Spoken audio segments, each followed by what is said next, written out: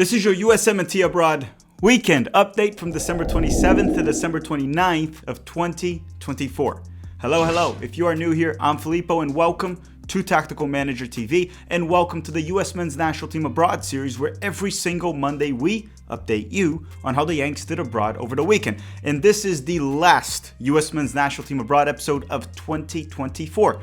The year is over. We have done it again. We have completed another full rotation around the moon, Mars, the sun, not Saturn, that's too far. Also, don't forget you can still enter this US Men's National Team autographed jersey giveaway. The full roster in 2023 signed it. Sorare gave it to us to give it to you. If you want to enter, go to our Instagram, Tactical Manager TV, follow us, and check out one of the pinned reels, and you'll find out how to enter. It's free, so make sure to do it if you haven't already. The winner will be announced by New Year's. Now, before we start, make sure you hit that big, beautiful like button to make me happy. Let's try to hit 1,000 likes before we get to New Year's. All right, with that said, let's roll the intro and let's start the episode.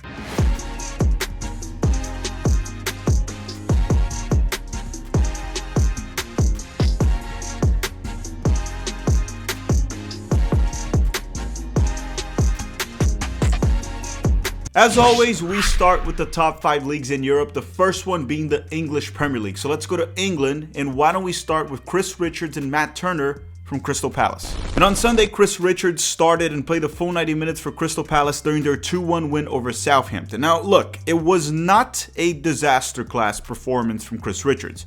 He did fine on multiple occasions. However, on the one goal that Crystal Palace conceded, it was mostly on him. He got beat. That was on him. It was very poor defending in the box, a mix of poor positioning, lack of awareness, lack of sense of urgency, whatever you want to call it. However, for Crystal Palace's second goal, Chris Richards was fighting for the ball at the edge of the box, which led to it landing for his teammate to strike and score. That's not really an assist or anything special, but it's worth mentioning as he was somewhat involved in the second goal that gave Crystal Palace the win. Now look, Southampton is not a good team. They're by far the worst team in the Premier League this season, and they will most certainly get relegated. This was a game that Crystal Palace should have gotten a clean sheet. And Chris Richards hasn't really been good ever since he returned from injury. He's looked extremely rusty, slow at times, but I'm going to cut him some slack. He just got back. However, if these performances don't improve over the next few weeks, he's probably going to get benched. He might even get benched next weekend. Who knows? What I'm saying is, he hasn't been good, but he just got back from injury. So let's give him time, let's give him a few weeks. As for Matt Turner, he stayed on the bench the full 90 minutes, as expected. Next up, we have Anthony Robinson from Fulham and Tyler Adams from Bournemouth, because Fulham and Bournemouth clashed over the weekend. And on Sunday, A-Rob started and played the full 90 minutes for Fulham during their 2-2 draw with Bournemouth. And Anthony Robinson was outstanding. Once again, he was rock solid on defense, as always, and much more involved on offense this time because he was playing much higher up the field. He also got the assist for their second goal with a very nice cross with his right foot, which is supposed to be the weak one. Nevertheless, great cross to get his 7th assist of the season in the English Premier League. Now, Tyler Adams is injured once again. Now understand, he played 30 minutes on Thursday off the bench, and then over the weekend, he didn't even make the bench. So people started to speculate, saying he was just being rested. Well, that was not the case. He is, in fact, injured. The Bournemouth coach confirmed that Tyler Adams is injured, but also added, saying that it's not something big, whatever that means. Given his track record with injuries, it's quite concerning, and even something that's not that big could turn out to be big. We'll see. We're going to keep you guys posted next Monday on what's the update. We talk a lot about Gio Reyna being injury prone, but I actually think Tyler Adams is the most injury prone player that the US Men's National Team currently has. Now I want to address one thing very quickly. Anthony Robinson has been fantastic this season. He's been one of the best performing left backs in the English Premier League. That's not even debatable. But then every time we have a US Men's National Team player playing well, we start hearing shouts of being world class or, just like the best in the world at this or the best in the world at that or top 3 at this, top 3 at that. Regardless of what you think, I'm not going to debate that. A lot of it is subjective. Some of it is not. Like A-Rob performing at a high level is not subjective. He is doing that. I don't think A-Rob is the best left back in the Premier League. I don't think he is world class. I think he suits the style of play for Fulham. I think he's a fantastic Premier League left back and probably the best left back the US men's national team ever had, because DeMarcus Beasley during his prime was mostly a winger from what I can remember. So I would say A-Rob is probably the best left back we ever had. But once again, come on, seriously. He's not the best left back in the Premier League. I don't think he's world class. There are technical deficiencies that he has in his game that are not a major issue because he can overcompensate it with his athleticism, speed, etc. I'm not going to get into that. I just don't think he's world class, and I think he'll never really fall into that category, which is fine. He's an elite left back. He's a tremendous left back. And I'll say this too. He has been the most consistent US men's national team player abroad over the past 2 to 3 seasons. And once again, I'm not criticizing him. He is a fantastic player, a tremendous left back. I just don't think he's world class. Okay, we're leaving England and going to Italy so we can talk about the Americans in the Serie A. The first two being Christian Pulisic and Yunus Musa from Milan. And on Sunday, Christian Pulisic and Yunus Musa were still not available due to injury. Pulisic was actually expected to be available as he did recover from the calf injury. However, he had a minor setback. Now, he has an ankle injury. It's unclear if he's going to be available for Milan this Friday when they face Juventus in the Italian Cup semifinals. But if Christian Pulisic is available, we might actually do a live watch-along here for Milan versus Juventus. If Christian Pulisic is available. And I haven't done a live watch-along in quite some time. The last time we did it was probably for the US men's national team versus Jamaica in the CONCACAF Nations League. And I love live watch-alongs, because they're dangerous. And I love danger. I'm a very, very dangerous man. Why do I love it? Why is it dangerous? Well, because you can't really edit or cut crazy things that are said during it, which means it increases the odds of getting canceled.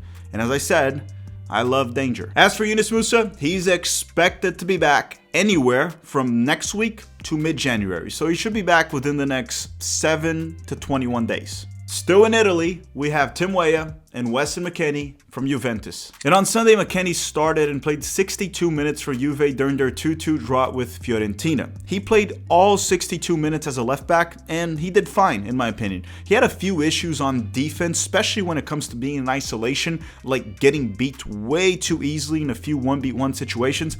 But overall, he did fine. In possession, I actually thought he was quite good. He tucked inside and pretty much played as a left central midfielder in possession. He combined well with his teammates and did quite well in my opinion. The thing with Weston McKennie is that he can play as a left back, and he did play as a left back. However, he's not a left back. In fact, it's kind of crazy that you can just throw him out there in any position at a very high level against tough competition and he still manages to perform. It's actually quite remarkable. As for Tim Weah, he is still injured, but he could be back next weekend. His timeline is similar to Yunus Musa. He could be back next weekend. He could be back mid-January.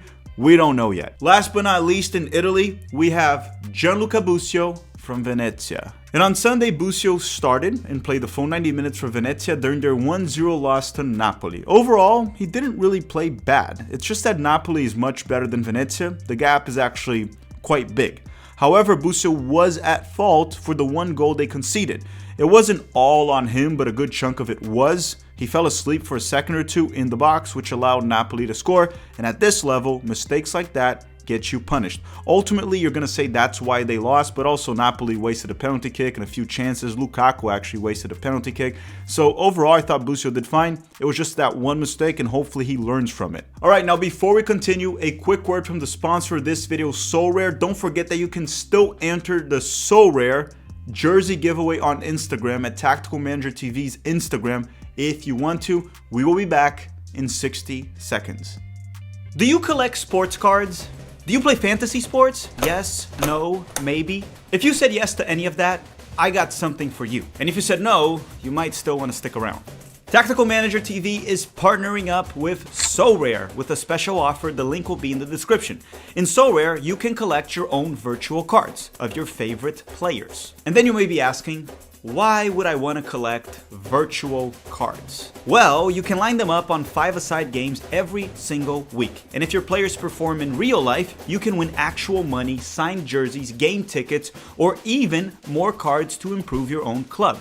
And you can also get unique experiences like a friend of the channel, Fiago, that got to meet Zinedine Zidane. You know what's also cool? They also have the NBA and Major League Baseball. I'm mainly gonna just stick to soccer, but you do you. What I really like about Sorare, before we even partnered with them, is that they're unlike other fantasy games where you have to pay per play. In Sorare, you pay to get the players you want permanently as cards, and then you can play multiple times using those same cards, at least until the player retires, win rewards if your players perform in real life. You can also buy undervalued player cards for cheap, then hold, use them in the future when they improve or develop, and then you can even sell that card when its value goes up for better ones. Or just keep the money yourself. And if you use the link in the description of this video, you will get $50 in credit after buying your first 5 cards through auctions or instant buy at any prices. Play with responsibility. All right, enjoy. Okay, we are back, and hopefully by now you have already smashed the like button. Now, normally we would talk now about the Americans in the Bundesliga, but they're on a break all the way till January 10th. And so is La Liga. La Liga won't have games until January 10th. They'll have a few like Copa del Rey matches, but no La Liga till January 10th. And the same goes for the Eredivisie. They won't be back till the 10th.